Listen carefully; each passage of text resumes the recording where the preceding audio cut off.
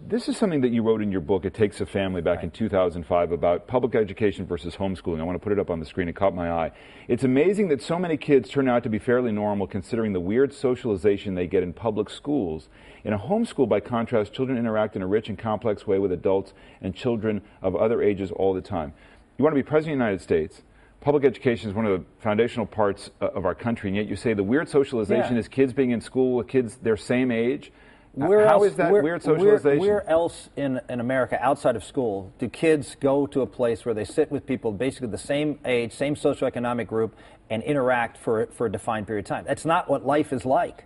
Life is very different than that. You're dealing with a whole bunch of different people. And I think, the one-room schoolhouse was the example of how you had interaction, you have sensitivity. I can see it in my own family. I see it in other children who deal with children of different ages, respect for elders. What I'm saying is that that we need to transform public education to reflect more of what the dynamism is in the private sector.